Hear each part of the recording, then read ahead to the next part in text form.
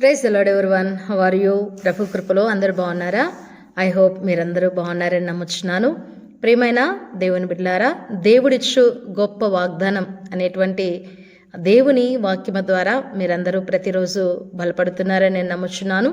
ఈ రోజు కూడా దేవుడు మనకిస్తున్నటువంటి గొప్ప వాగ్దానము యెషయా గ్రంథము 49వ అధ్యాయము 15-16 వచనాల్లో చూసినట్లయితే, నేను నిన్ను మరువను, చూడుము నా అరచేతుల మీదే నిన్ను చెక్కి ఉన్నాను అని దేవుడు వాగ్దానం చేస్తూ ఉన్నాడు. దేవునికి మహిమ కలుగునుగాక. హల్లెలూయా.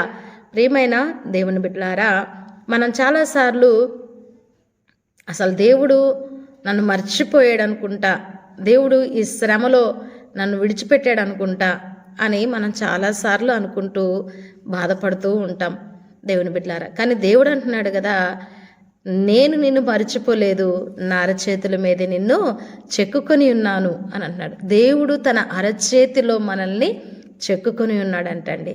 ఎంత గొప్ప విషయమో కదండి. దేవునికి మహిమ కలుగును గాక. హల్లెలూయా. దేవుడు మనల్ని ఎన్నడూ కూడా మర్చిపోయే దేవుడు కాదు. ఒక తల్లి తన బిడ్డనైనా, తన చంటి బిడ్డనైనా మరుచునేమో, కానీ నేను నిన్ను మరువను అని అంటున్నాడు. కాబట్టి నీ ప్రతి పరిస్థితుల్లో కూడా ఆయన నీతో ఉన్నాడు. కాబట్టి ఇప్పటి వరకు ఆ పరిస్థితులన్నిటినీ కూడా జయించి ఈరోజు మనం ఇలా సజీవముగా ఉంటూ ఉన్నాం కదండి. కాబట్టి దేవుడు మర్చిపోలేదు, నిన్ను విడిచిపెట్టలేదు. ఆయన అరచేతిలో నిన్ను చెక్కుకొని ఉన్నాడు. God bless you. దేవుడి మాటలు దీవించును గాక. Praise the lord.